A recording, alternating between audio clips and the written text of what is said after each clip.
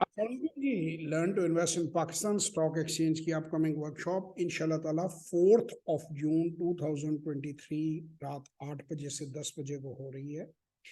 और आप सब इसमें शामिल हो सकते हैं। ये जूम पे वर्कशॉप होती है। 2500 रुपये इसकी फ़ी है। और पूरी दुनिया से, पाकिस्तान के मुख्तलिफ शहरों से, पाकिस्तान के गाँव और कस्बों से भी लोग इसे अटेंड करते हैं, और दुनिया के मुख्तलिफ मुल्कों से भी लोग इसे अटेंड करते हैं। जो स्टॉक मार्केट है उसके अंदर इन्वेस्टमेंट इस वक्त आप 48 घंटे में दुनिया में कहीं भी हो, किसी भी मुल्क में हो, तो आप इसमें 48 घंटे के अंदर इन्वेस्टमेंट कर सकते हैं, अपना अकाउंट खोल सकते हैं। जो ओवरसीज पाकिस्तानी हैं वो आरडीए के तहत, रोशन डिजिटल बैंक अकाउंट उसे कहते हैं, वो उसके तहत खोल सकते हैं। और जो पाकिस्तान के अंदर लोग हैं वो आम स्टैंडर्ड अकाउंट जो होता है उसके तहत खोल सकते हैं। और आपको सिर्फ अपना व्हाट्सएप करना है, आपको किसी के दफ्तर नहीं जाना, या ईमेल करना है अपने डॉक्यूमेंट्स को। और वो भी 3-4 बेसिक डॉक्यूमेंट्स हैं, उस पर कई बार हम वीडियो बना चुके हैं, हम सारी अवेयरनेस इस वर्कशॉप में आपको देते हैं।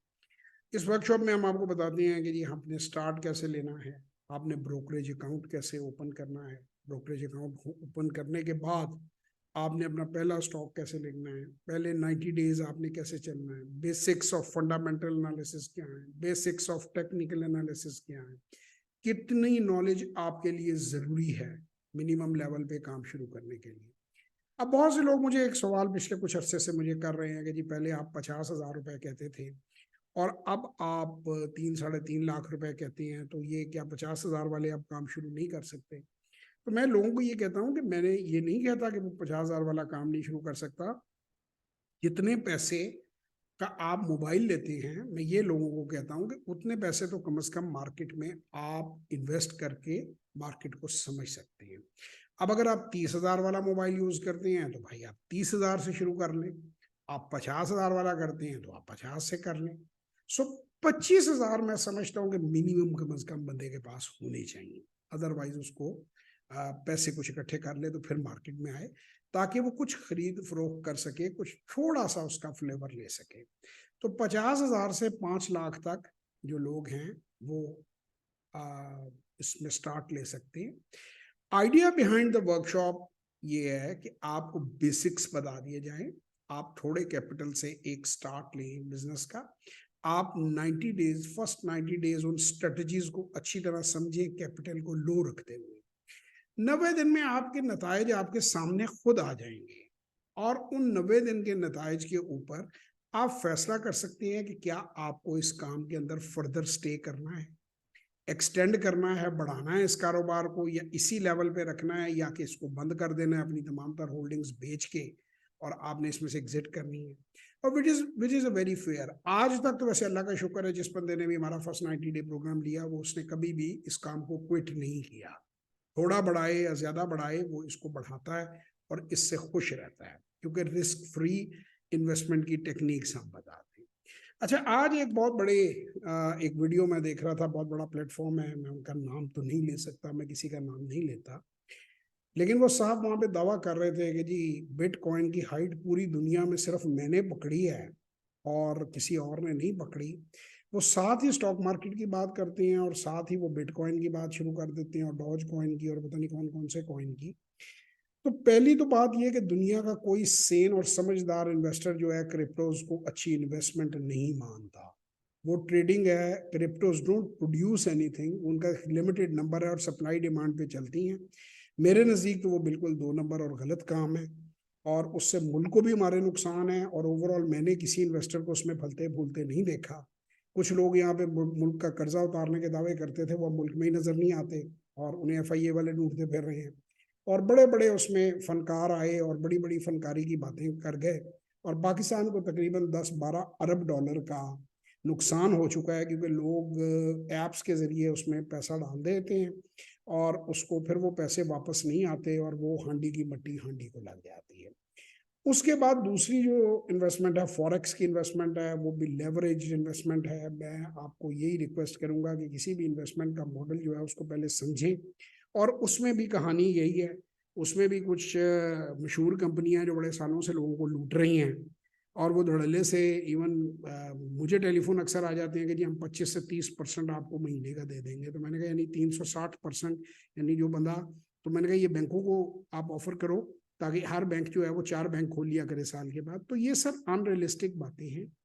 जो बंदा भी आपको मैजिशियन कहता है मैं हूँ, जो बंदा भी आपको कहता है मैं फॉर्चून टेलर हूँ, जो बंदा भी आपको कहता है मैं 1 का 4 कर देता हूँ और 4 के 16 कर देता हूँ, वो गारंटीड फ्रॉडिया है।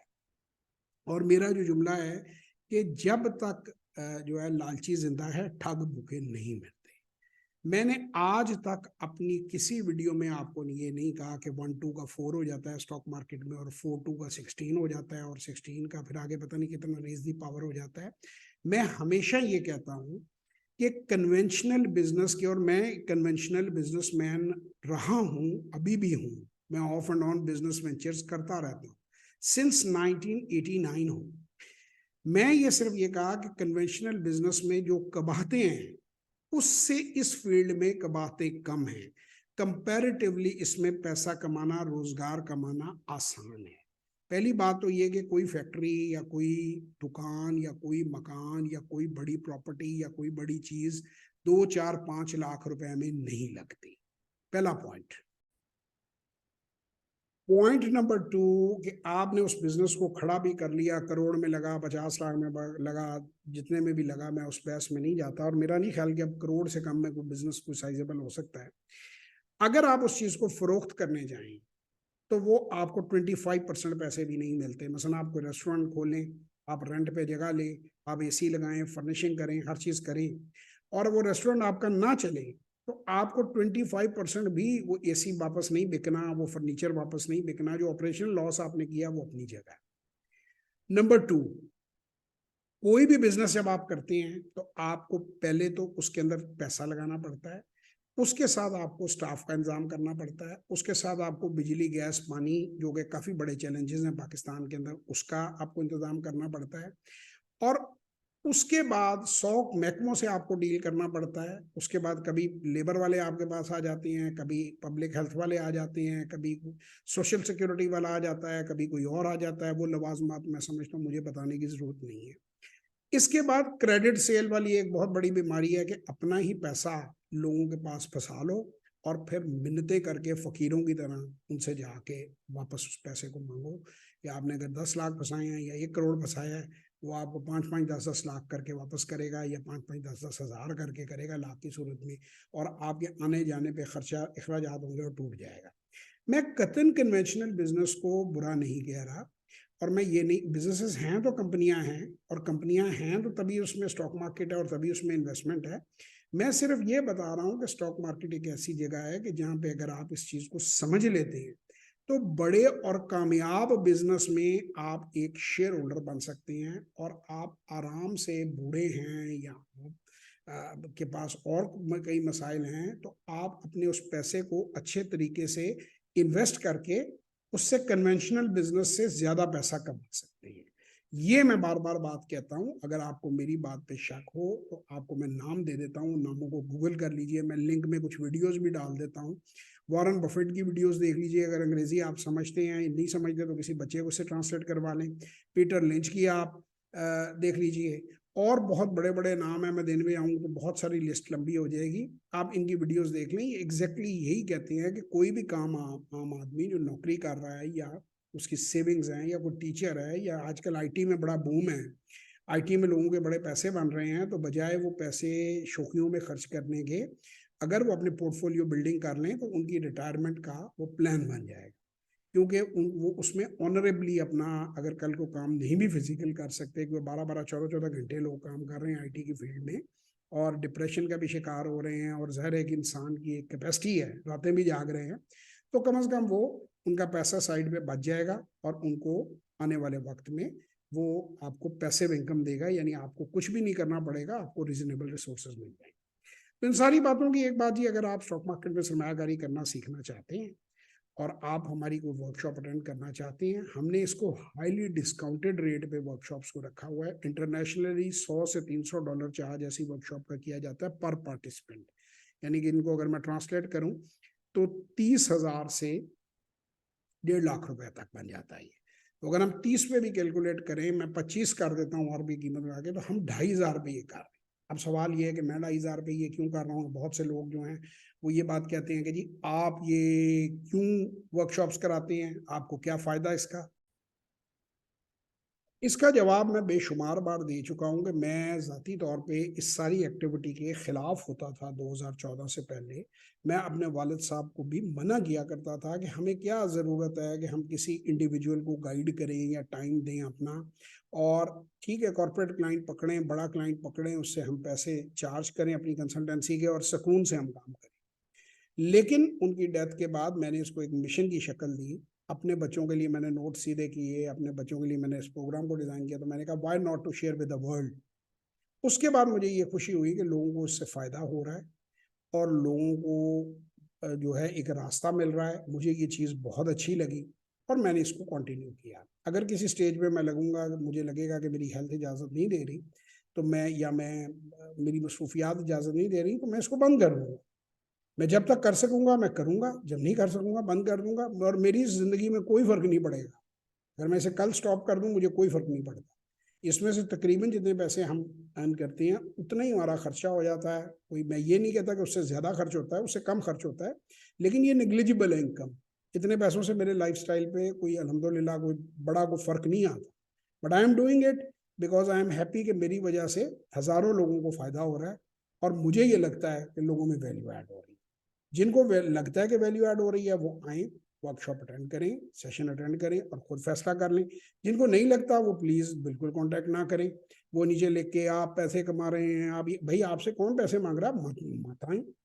वो कुछ गन पॉइंट तो नहीं है आपके सर पे को लगा रहा है कि जी आप आए। अगर आप कन्विंस्ड नहीं है और आपको नहीं लगता कि आपको फायदा होगा तो प्लीज़ बराए मेहरबानी मत आए। अच्छा, फिर वो तीसरे हैं, वो भाई मुफ्ता इस्माइल साहब हैं, वो मुफ्ते लगाने वाले हैं कि जी वो जी सवाल पूछने शुरू कर देंगे, भाई 2,500 रुपए की तुम्हारी औकात नहीं है, 5,000 की तुम्हारी औकात नहीं है, तुम्हें क्या कौन जवाब देगा। मैं तो वो व्हाट्सएप अपने खुद रिप्लाई नहीं करता, स्टूडेंट्स वो रिप्लाई कर रहे होते हैं। आप उतनी फीस तो पे करने की कैपेसिटी नहीं, काम आपने खाक करना है, इसका मतलब है कि आप वेले बंदे हैं अपना और दूसरों का टाइम खराब कर रहे हैं। आप जब भी हमें अप्रोच करते हैं, जब भी हमारे व्हाट्सएप नंबरों पर कोई चीज़ बोलते हैं, हम कॉल्स नहीं ले सकते इतनी, तो हम उन व्हाट्सएप नंबरों के ऊपर आपको कुछ लिंक्स और कुछ मैसेजेस कर देते हैं कि अगर आप इंटरेस्टेड हैं हमारी सर्विसेज में तो आप अपने पैसे ट्रांसफ़र करें और आप उस वर्कशॉप में आएँ, और अगर नहीं इंटरेस्टेड हैं तो आप उसे इग्नोर कर दें और डिलीट कर दें। तो ये कोई जागीर नहीं है कि कोई बहुत बड़ी आप जो है वो ख़रीद रहे हैं कि उससे पहले आपको पूरा सेल प्लान दिया जाए, कोई करोड़ों अरबों रुपए का मंसूबा है। एक 2,500 रुपए की वर्कशॉप है और जो शायद हम इसके भी पैसे बढ़ा दें बड़ी जल्दी, क्योंकि ये बहुत हमें मुश्किल आ रही है इस रेट पे करने में, और 5,000 का सेशन है फिलहाल। तो बहरहाल ये जब भी चेंज होगा, रिवाइज होगा, हमारे सोशल मीडिया पे अपडेट हो जाएगा। तो मैंने, मेरा ख्याल है, हर बात तफसील से कह दी है। जो लोग सीखना चाहते हैं, आगे बढ़ना चाहते हैं, मोस्ट वेलकम। जो नहीं बढ़ना चाहते और इससे बेहतर कुछ कर रहे हैं, कैरी ऑन, अपनी ज़िंदगी में अल्लाह आपको कामयाब करे। सो अगली वर्कशॉप इंशाल्लाह ताला 4 जून 2023 को है, रात के 8 बजे से 10 बजे। जो लोग इसमें शामिल होना चाहते हैं वो पैसे ट्रांसफ़र करें और स्क्रीनशॉट शेयर करके हमें व्हाट्सएप कर दें, उन्हें इस ग्रुप में डाल दिया जाएगा और जूम पे इंशाल्लाह ताला उनसे मुलाकात। पाकिस्तान जिंदाबाद।